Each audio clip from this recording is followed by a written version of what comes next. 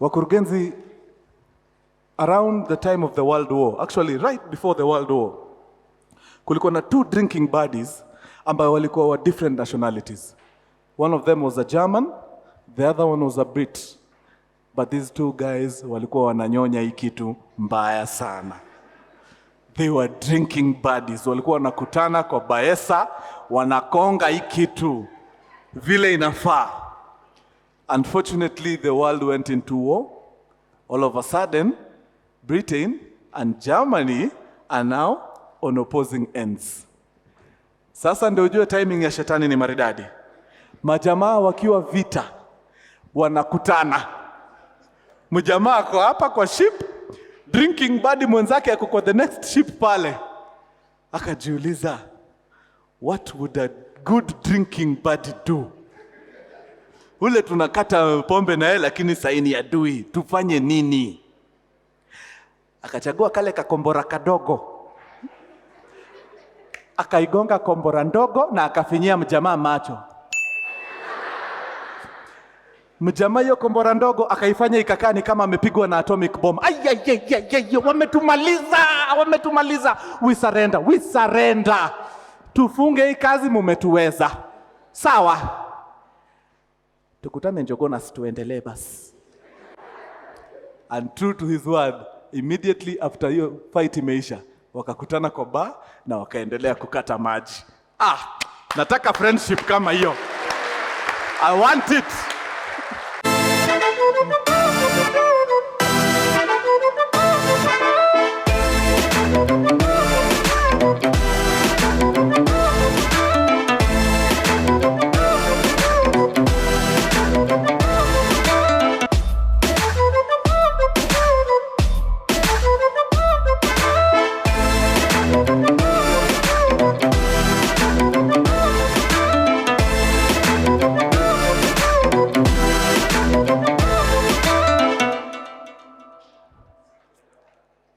Mkurugenzi!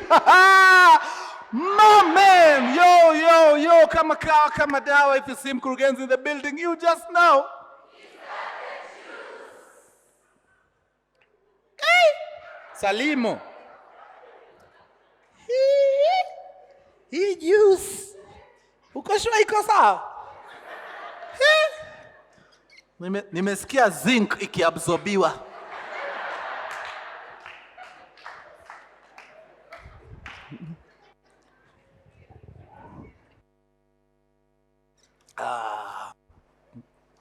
Of course na nyinyi mazao Wakurugenzi ku make time ku come through kucheki wase wame travel kukamiza barabara yote safari yote. I don't take you for granted. Nyinyi ni wa true man. That's the true Wakurugenzi effect. You don't get this anywhere else, man. Kazi safi sana. Sasa wakati wa thriller umefika. Assignment. Nataka mniambie kitu ili happen mwaka gani. Sitawaambia, mumenizoea. Kila time nakuja hapa, nashinda hapa nikisema tu dates. Na mimi hata Mkuru aliacha kunipeleka dates. So hii nataka mniambie hapo kwa comments. Hii ili happen siku gani? But nchi ni Thailand. Thailand kuna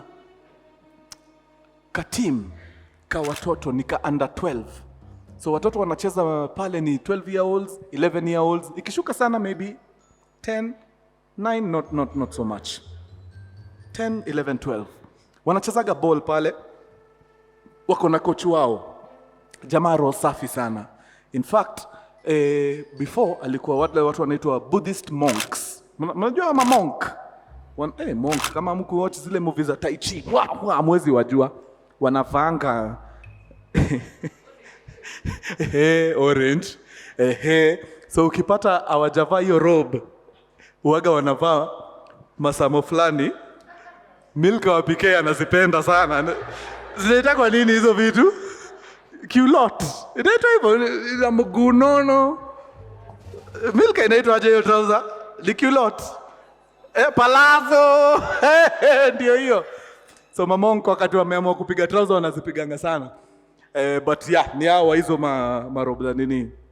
So who coach alikuwa ni monk, was a Buddhist monk, but sasa anapiga mambo ya coaching pale, ana passion sana na football na watoto wadogo. That's why he's coaching young guys, 10 years, 11 years, 12 years.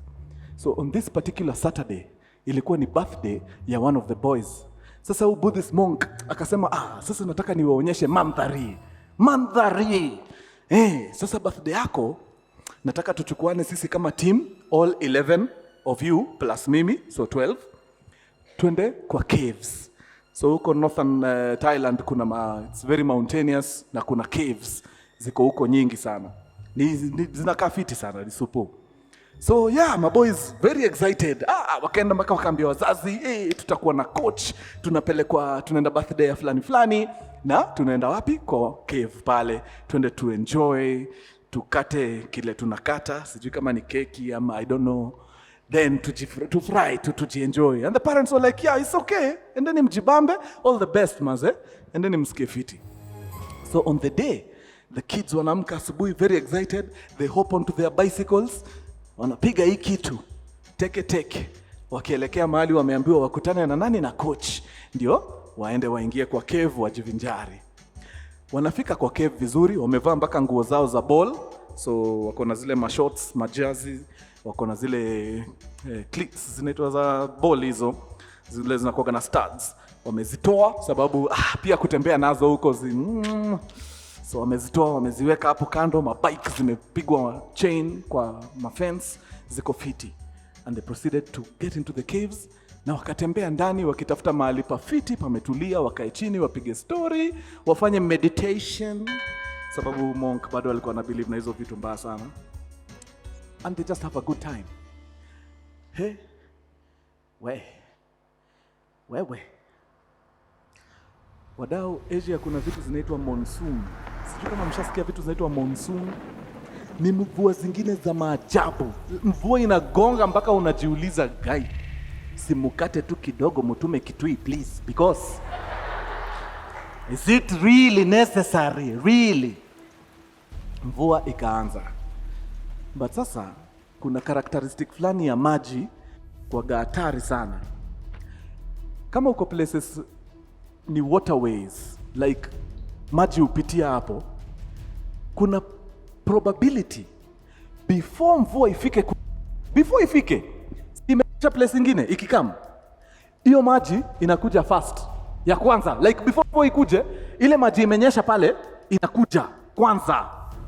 So maji inakam, then after a while ndio sasa ile mvua inafika. So usipokuwa careful, uingie mamaskan fulani mahali maji inapita na hauna habari, milimani kule kumenyesha.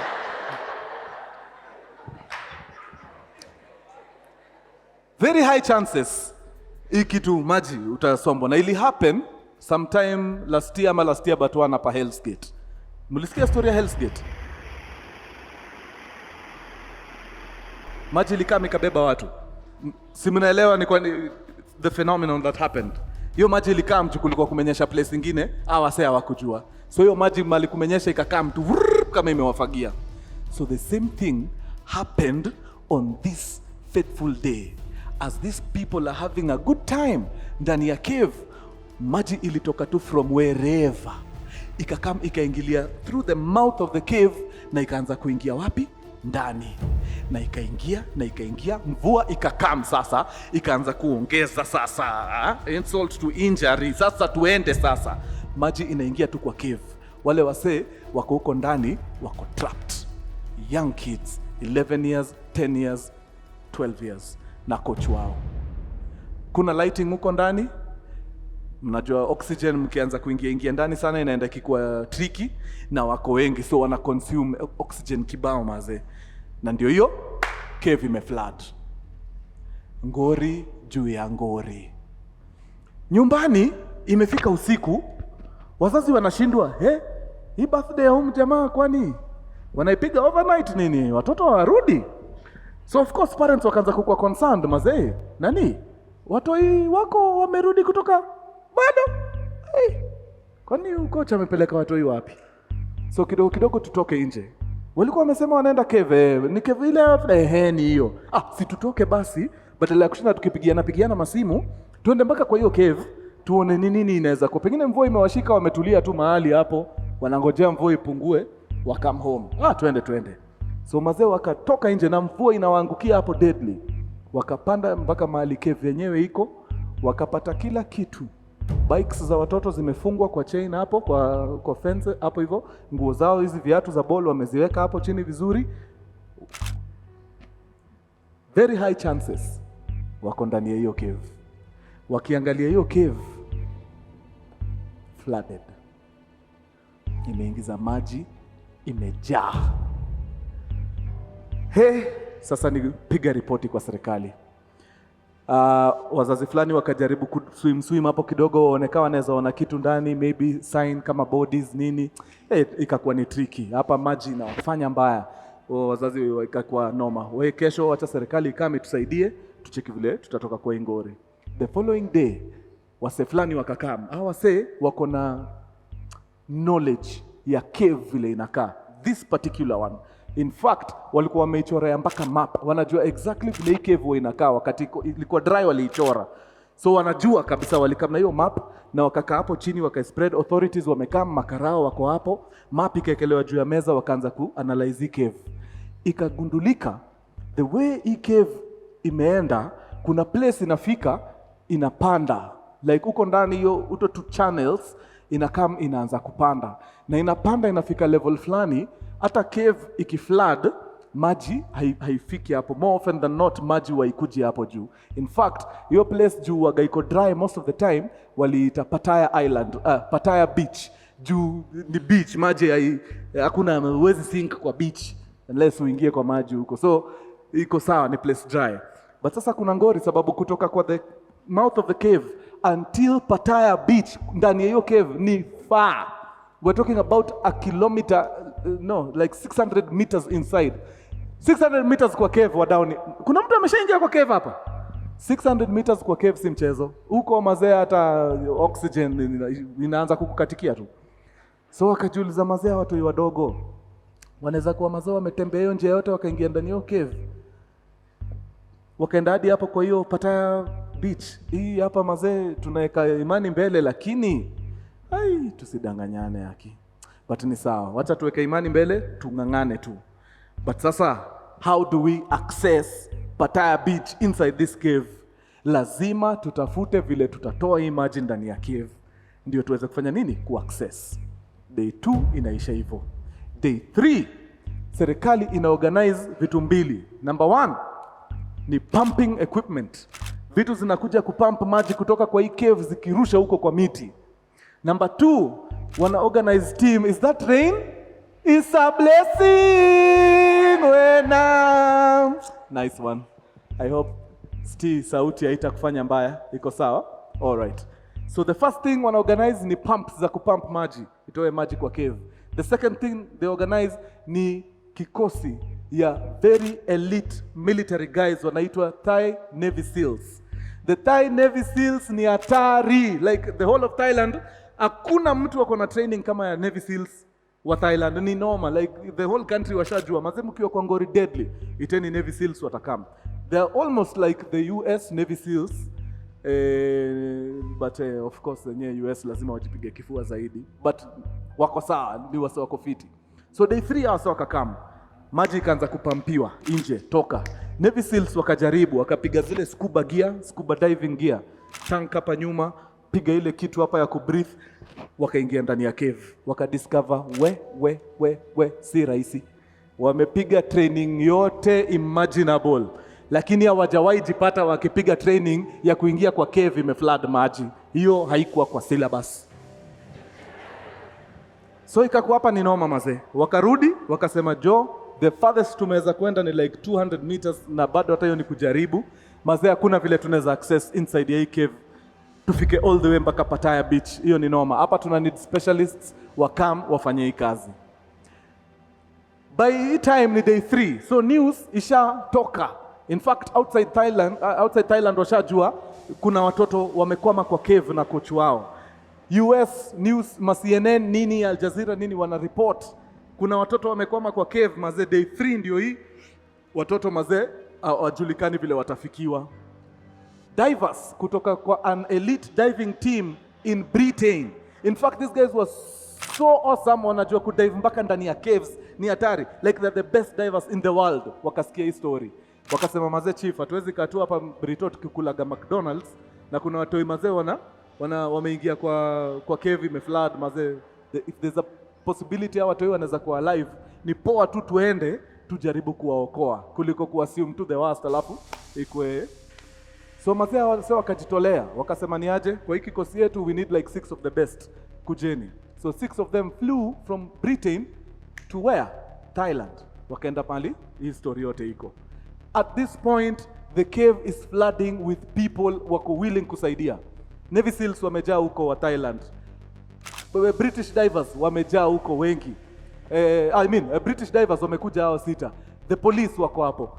Professionals from all the sectors wako hapo, wanajaribu tu kuuliza mazeni nini tunaweza fanya tusaidie. A guy from a profession nobody cares about, ambayo inaitwa underground water. Unajua there's a profession like that? Ni engineer specialize in underground water. Yenyewe mnasomeshwa vitu za maajabu hapa nje. So mjamaa mazee akasema there's a problem yenye mimi nimeweza kuona as an underground water specialist. We're pumping out water from this cave, but mnasahau a cave does not have only one inlet. Cave hii mna pump water, upper place mna pump water out from is only the mouth of the cave. Hapa ndio wasee uingilia. But ukiingia ndani, structures za cave ziko in such a way that kuna channels zinapanda juu ya cave mpaka on top of the hill, on top of the mountain. So ukipanda mountain huko juu unaweza enda upate sinkholes. Hizi sinkholes wakati kumenyesha maji inaingiaga kwa hizo sinkholes, zinatokelezea wapi? Kwa cave ndani. So as much as we are trying to pump out this water, bado kuna sinkholes zinaingiza maji ndani ya cave huko deadly. So hata kama kuna Pattaya beach hapa, the mouth of the cave mna pump maji nje, but this other side kuna maji inaingia. So hata mkipump hii aje, hii kijaa ikikuja si hao hata nini tu itakuwa ni blunder. So first of all tuna need to find out ni aje tunaweza block hizo sinkholes ziache kuingiza maji through the mountains into the cave as we are pumping out this water. Akasalimiwa akaambiwa good job. Hii degree yako haijawahi saidia mtu, lakini leo umetujenga. So akatumwa, akapatiwa mazee kikosi ya military guys, akapandishwa gari zao, akapanda mpaka huko juu kwa milima. He did the painstaking job of identifying sinkholes that are connected to this very cave. Akaenda mazee akidivert maji away from the sinkholes. Guys, it worked. Maji ikaacha kujaa kwa cave, ile design ilikuwa inajaa juu amesha get source, huku juu ameiblock. So sasa we need to pump out this water itoke, ndio tuone tunaweza tembea ndani how far, tuone kama at least tutafika Pattaya beach huko ndani tupate tu watoto wetu. Juu mazee at this point that's the only thing we are hanging to. Hao watu wako Pattaya beach scared, hungry and thirsty. Mazee we need to reach there as fast as possible. So pump inapampiwa nje deadly. Simu inapigwa United States. Wanaomba msaada, wanasema ni aje, tuko na kazi hapa ya kupump maji nje, so we need to give it a bit of time, lakini tunahitaji usaidizi wenu. Mko na kikosi pale States inaitwa United States Air Force Para Rescue Team. Hao watu mnaweza tusaidia nao tafadhali? US anawaambia worry no more man, you know why? We got you. The Para Rescue Team is put on a plane ASAP. Ingieni Thailand, kuna kids wamekwama ndani ya cave, the cave is flooded, wana need all the support they can get. US wanaingia. So now everybody mwenye anaweza fanya kitu yuko kwa hiyo cave. Ni tutafute mbinu ya kuingia ndani tufanye hiyo mambo. Wacheni tutoke hapa nje tuingie huko ndani, tuangalie tu conditions ziko aje. First of all, oxygen is a problem. These guys are 12 inside. So if by any chance hawa watu bado wako alive, hii oxygen wana consume inaweza kuwa inaenda chini at an alarming rate, na hiyo itakuwa risky. Number 2, you can only survive without water for say 3 days kwa condition zenye walikuwa pale ndani ya cave. Sababu hii cave iko na joto, your body is struggling to perform its functions, like your body organs in a struggle deadly, so it's burning a lot of energy na unakuwa dehydrated deadly, so you need water. The fact that this cave is flooded haimaanishi ati maji sasa inaingia huko ndani ni legit unaweza kunywa. Inaweza kuwa by the way iko contaminated, ni blanda, ukikunywa tunakimbiza mwili. So tuna operate mazena the worst. The fact that our say in 3 days wanaweza kuwa waja kunywa hata drop ya maji, in 3 days food supplies zao ziliisha, hawana kitu wameweka kwa tumbo. Unaona mazee vile hizi nini zinaenda tu zikiwa slimmer and slimmer and slimmer. Ni hatari man. So ikasemekana sawa, so let's pump out the water, wacha tuingie ndani. By the time these guys were able to pump out enough water wase kuingia ndani ya cave vizuri, tulikuwa day 7. Day 7 ndio wase wali pump out enough water kuingiza wase na tanks za oxygen. Wakatembea like 300 meters inside the cave, wakaenda wakaunda place hapo ya supplies, wakaweka hizo tanks zote, supplies zinahitajika za food zikawekwa hapo kidogo nini. So the rest of the distance from hapa mahali tanks ziko to where Pattaya beach is was flooded completely. Hizi pumps zina pump maji nje, hii kazi mazee zinafanya 24/7 azizimwi, so zinaanza kuhema pia, so hazitoi maji na ile rate inafaa, but so wako optimistic we're gonna do it. So ikasemekana na wale divers, wale pro divers wa Britain, mnawakumbuka wenye wamekam kurescue, wakasema hapa vile iko tunaweza ingia vizuri sana. So tutashikana mimi na mwenzangu, tutaenda tukiwa wawili. As tunaingia tunaenda tukiset up line flani, ni kamba flani waga au professional divers wanaingiaga wakiseti, ndio any other diver who's coming behind them anaweza jua njia, because na wewe ukienda upige wrong turn upotee uingie place haufai, hivyo ndio umeenda. So wakaingia mazee na kamba, wakaenda wakiseti hiyo line mazee wako optimistic, wanaambiwa Pattaya beach iko like 500 meters mbele, so ng'ang'aneni, ingieni, oxygen supply iko sawa, breathe in tu pole, ingieni tuone kama mtafika wapi Pattaya. So these guys mazee wakang'ang'ana, wanafika places zingine haki tushimo ni enough tu kupita tu msem moja na maybe katoto, like ni tu places very narrow. So wakapita mazee, wakaenda until wakaanza kuona some signs of hapa I think Pattaya iko karibu, tumeswim karibu mita 100 kadhaa. So tuko on the right nini. Na kweli mazee to the world wakatokelezea tu hivi na wakatoa kichwa nje wakati walipata the first air pocket and walikuwa Pattaya beach. As much as they were excited to make it all the way to Pattaya beach, ile kitu yote ilikuwa imewatuma Pattaya beach haikuwa. Those kids were not there. Hakuna vile watoto sasa wako juu. That's the only place mtu anaweza survive. The rest of the cave iko tu chini ya maji. So mazee wakatumia communication equipment yao, wakaambiana ni aje, tumefika Pattaya beach, hakuna hata jazi ya mtoto iko somewhere, nothing, hata socks hakuna kitu tumepata. Caves ni tricky, unaweza ingia kwa cave upate umechukua madirections zingine, imeenda imekutoa huko Gilgil nyuma ya mlima. Mazee caves ni noma hivyo. So most of the time wase wakipotea ndani ya caves, waga tu watu wanafanya mazishi hapo nje juu like 80% chance hautawapata, they are gone. Sasa hawa ni watu maji imekaa imewasukuma huko ndani mazee, like ni noma, it's done. So wakaangalia gauge ya tank, ako like 2/3 down, amebakisha 1/3 of oxygen kwa tank yake. 1/3 of oxygen is enough for yeye to make the trip back. But akajiambia no, wacha tu do hivi, wetulia hapa diver wa pili, wacha tu niende tu like 100 meters more, ile tu ni kuwe tu sure kabisa mazee, yani tusikue je tume-give up haraka alafu by any chance by good luck watu wakwe maybe wamepata kama miracle flani wako. Hata kama sio hiyo, maybe in 100 meters naweza kutana na kitu kama body, at least tuvute watu wazazi wao wapate kitu ya kuzika mazee, juu hakuna haja tufanye hii ni yote alafu turudi bado mkono mtupu. So the second diver akamwambia ina mambo, uko na 1/3 of oxygen kwa tanki yako, weenda. Ukianza kufeel mazee unaanza kurun dangerously low, piga U-turn quick fast, rudi.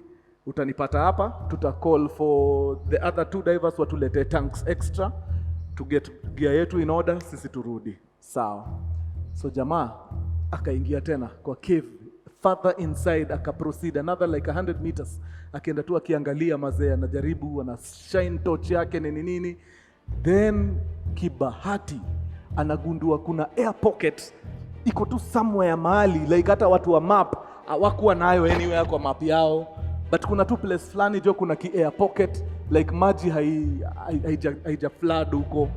So akapiga nini yake one last kick, akatokelezea na torch na akainua kichwa. Mazee dark kweli kweli, so anazungusha torch hivi, ana turn, then pop, mazee anapata watoi wamekaa kwa mlima hivi. Hiyo place iko slanted hii design, so yeye ametokelezea hapa, so kuna kimlima hapa inakaa ina deep tena kwa maji. So watoi walikuwa kwa the last possible point, like hii maji ingeendelea ku rise, waendelee kurudi nyuma, wangeingia tu kwa hii maji ya hii side, hakuna vile wangepatikana. But by sheer luck, at their last point on day 11 walikuwa wamehang tu hapo, all 11 of them plus their coach. Tuwapigie makofi hiyo survive hiyo. Yeah. Sasa hizo makofi zenyu chukua mrudishe kwa mfuko, sababu ile kazi yenye wametoka kufanya yote ya kufikia watoto, that was the easy part. Sasa toa hao watoto uwarudishe mahali wanafaa wakue, hapo ndio kizungumkuti. So ripoti zikapigwa very fast. Mazee tumepata watoto. Oi, wazazi wakafikishiwa ripoti, watoto wamepatikana, wako alive. A little further from Pattaya Beach walipata place fulani wakatulia. Mimi sijui watu wao wamesurvive aje. After hapa tafuteni Jeff Koinange wa interview, sababu I can't understand. So ikakuwa sawa, watoto wako sawa. We need to get one of the Thai Navy SEALs apige dive ya hawa mapro wamepiga, sababu Thai SEAL anaelewa the language, ataongelesha watoto, ajue tu wako happy mentally, ajue like get vitals tu zenye need to get kutoka kwao. So wakachagua one Thai Navy SEAL who's a doctor by profession. So unajua jeshi wanakuwa na madaktari wao. So wakapigwa scuba gear hapo haraka kijana roho juu deadly. Akatembea ile 300 meters ndani ya cave mpaka mahali walikuwa wame set up matanks na akatumbukia. Akapiga dive yake safi akiwa assisted na one of the British divers, na akaenda akatokelezea huko kwa hiyo air pocket mahali watoi wamepatikana. Akaingia ndani akaassess watoi, of course wakihepa waliget my injuries kiasi, wamegreziwa, wamekatwa kidogo. Akona tu antiseptic pekee, hakuna kitu kingine yako nayo. Kaenda akiwa vidonda na akiwaongelesha, mmekuaje, mnafilaje. Mazee ikaturn out kuwa hii kitu hao watu wanafanyanga, hiyo meditation, hiyo ndio kitu iliwakeep alive 11 days.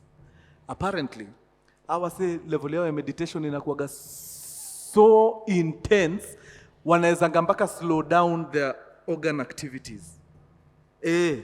Like monk anaweza piga meditation hivi akae place moja for kitu kama 6 days aja move. Sijui ni nini by the way wanafanyaga, but it's working. So aliwafundisha hiyo ati ya meditation, walikaa hapo tu wakipiga tu meditation, hawasikii ubao, hawasikii cue, like it worked. Aso akarelay information kwa wazazi, mazao akasema man, kama kuna mtu mna need ku thank ni huyo coach. Huyo coach ndio amekipa watu hii alive. Wazazi walikuwa wanaandikiaga huyo coach mabarua, wanatuma divers wanampelekea, yani kumu-encourage tu, wakimwambia mambo itakuwa sawa, vitu zitakuwa fiti, amefanya enough. Hiyo ingine serikali itachukua kutoka hapo. Haya. Excitement sasa tumalize, imeisha. Si tumepata watoto, tuna need kujua vile tunawatoa hapa. wakaanza deliberations. Hawa watoto tunawatoa aje hapa? Wapige hiyo dive mpaka Pattaya Beach, wapige hiyo dive tena mpaka pale mahali wale wasio wame set up zile matank nini, wawekwe kwa stretcher hapo.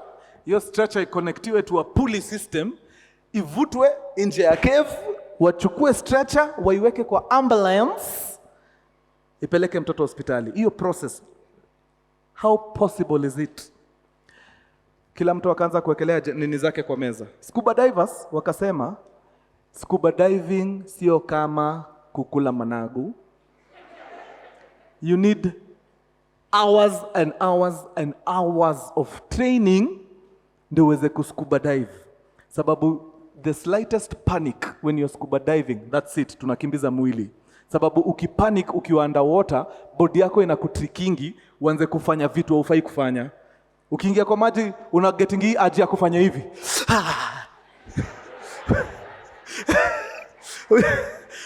Hebu jiangalieni siku moja mkiwa kwa swimo. The first thing ukinua kitu una doing nini? So ukianza kufeel nika una drown, na ni body yako inakutrick. Like hata una maji kwa uso, it's your body tricking you that una drown. Unaanza kufanya hivi. Ukifanya hivi ni nini unadu? Unaanza kutoa nini za oxygen kwa mdomo. Uko kwa maji ndani katika 100% chance wewe ukipanic you are gone, that's it.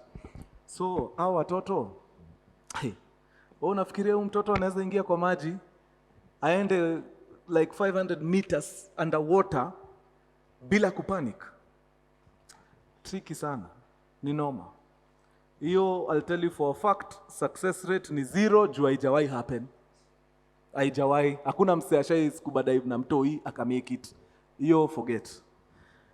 So option number 2 ilikuwa kung'ang'ana, waendelee tu kupump maji vile wataweza, juu at the same time mvua bado inanyesha, so hii maji hakuna mahali inaenda, so mna pump ingine ikiingia, like it's nonsense.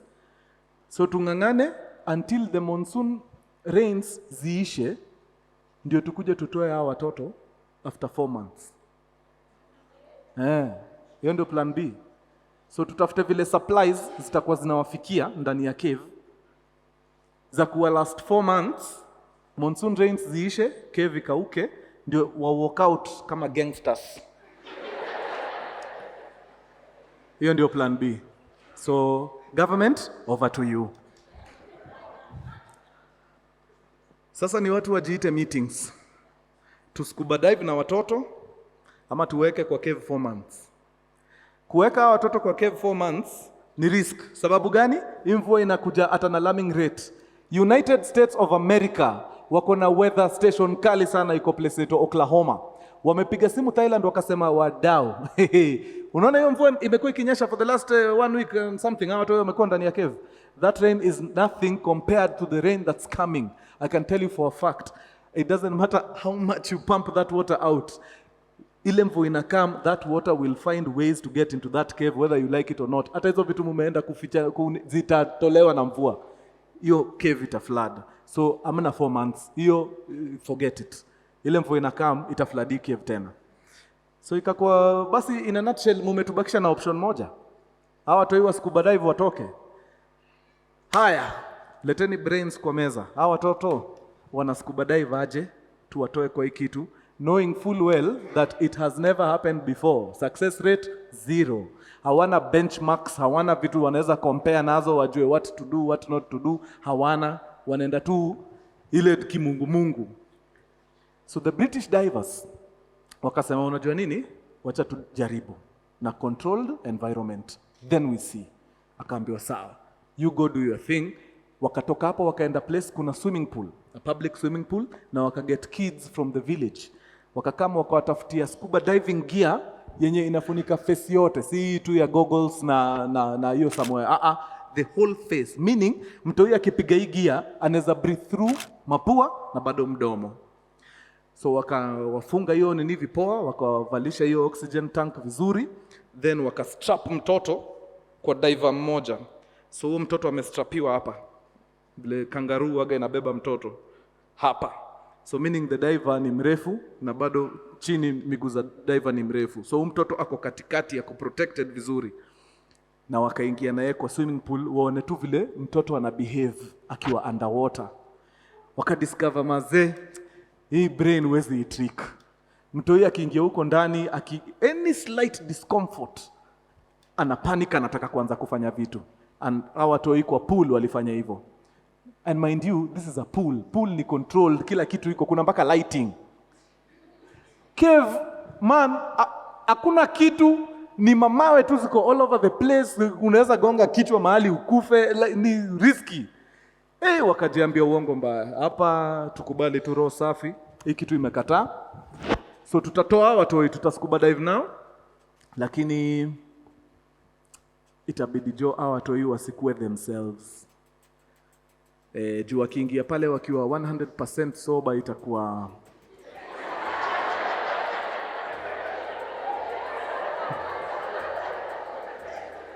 yeah. So we need to find a way to do it medically. Hawa watoi wakue. So a solution came from the emergency room. Watu mumeingia theater nini, kuna daktari anaitwa anesthetologist ama anaitwa nani, anesthetician. Anaitwa anesthetician is the process. The person who does it is that one. Hiyo. So ikakuwa huo mtu lazima atolewe theater, akuje na the right measurement, the right dose ya kupatia watoto enough kuwafanya wakue a bit hiyo kitu waga mtu anafeel nikaa vitu ziko sawa, you feel good. Hiyo dawa ya theater ukapatiwa dose kidogo ya theater, unasikia gani nika una float it's a feel good kind of feeling. So wanafaa wapatie dose enough kuwaweka kwa hiyo state, but si mob kuwafanya waende under. Because unajua ukienda ka cesarean section waga unaenda under kabisa. Na ukienda under, you can't perform your bodily functions, like hata breathing unasaidiwa na machines. So hatufai kufika hiyo level. So wewe do the math. Wewe pima hiyo dawa. Wewe pima, jua vile utapatia mtu hii. By the way, ni factors mob una need kuconsider. Unajua mother akiingia CS amekula fiti, ako kitu kama 28 years, ako sawa, like body yake ni strong. Kuna dozi unaweza mpatia, ukipatia mtoi anakufa. Juu mtoto ni mdogo, organ zake bado. So we pima hiyo hesabu, we ni hiyo. Ikakuwa kuna ngori. Hiyo kitu lazima nikae na mtoto ni muassess nikimuona na macho hivi. Ndio nijue huyu mtu nitampatia dozi inatoshana aje. And for me to be able to access these kids, I need to know how to scuba dive.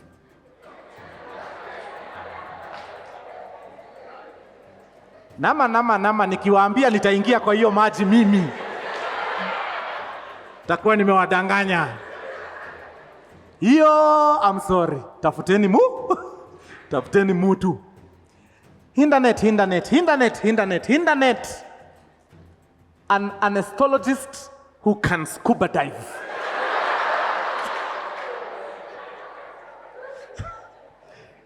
Wanapata perfect match. Wapi? Australia.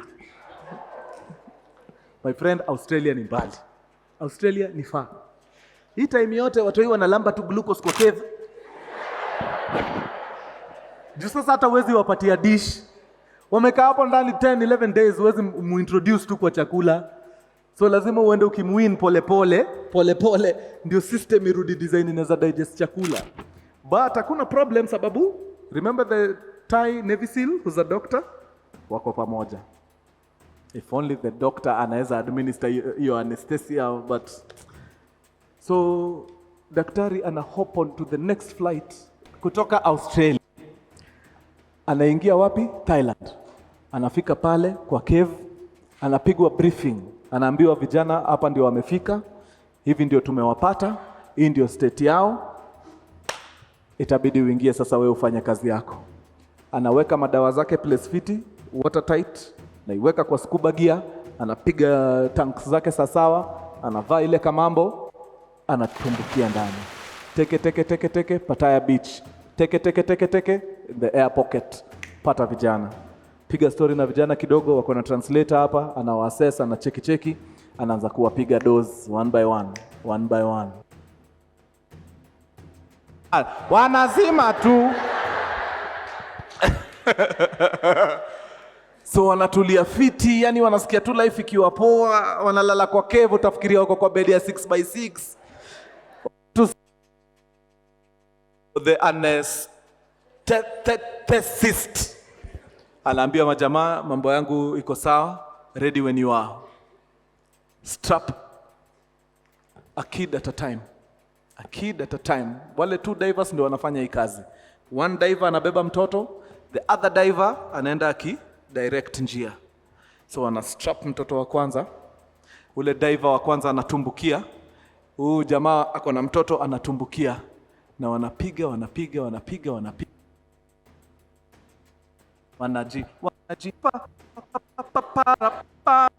wanajipata Pattaya Beach. So wanajipata Pattaya Beach, wanapiga hiyo ni nyingine tena mpaka pale ile place tanks zimewekwa, ziko sawa, mtoto wa kwanza anawekwa hapo. Wanarudi tena kuchukua mtoto mwingine, wanamstrap na matanks, wanastrap jamaa, daktari, mtoto kwa daktari, wanatumbukia hivyo tu, twende. A kid at a time. Took them 4 days to get all the 11 kids outside plus the coach. My friend, that has never ever been done anywhere else in the world. Never. In fact, hata wasa walikuwa wanatishuku, wanajiuliza like tumepiga hii kitu yote bila casualties, bila nini. Shetani akasema hold my beer. Ndio shetani ni mtu apendi maendeleo. There's a Navy SEAL ametoka retirement sababu watoto walikuwa wamekwama ndani ya cave, amekaa kusaidia. Navy SEAL ni deadly, mambo ya maji, amesha train vile kupiga hizi manini za hapa ndani, hizi dive za cave. Kazi yake ni kusafirisha oxygen kutoka pale ile place walikuwa wameka oxygen tanks mpaka huko Pattaya, just in case ukirudi upate tank yako iko na noma, na kuexchange nini, anakuweka tank nyingine. I don't know what happened kwa hizo errand za kuchukua tank kutoka hapa kupeleka huko, kurudi kuchukua ingine. Alilemewa tu, body ka shut down, akaanza kushindwa kuperform basic functions, akaanza kushindwa kubreathe na akazima tu. That was the only casualty in the entire operation, and I think that hiyo turo safi.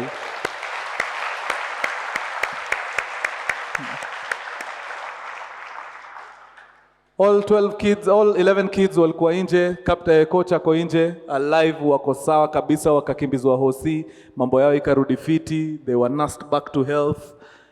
Na ikatambulika hapo wenyewe kazi ya coach ilikuwa very instrumental kuhakikisha maze safety ya watoi, kukeep tu watoi busy maze, despite the darkness, despite the hunger and the thirst. Maze ukiwekwa kwa room moja na watoto wa 12 years 11 utachizi. But aliweza kucontain watoi maze, na akawashow maze tuishi tu a day at a time, tutatoka kwa ingori, na ika happen. My best rescue story by far. Hata ile Entebbe ilikuwa kali, lakini hii ni hatari man.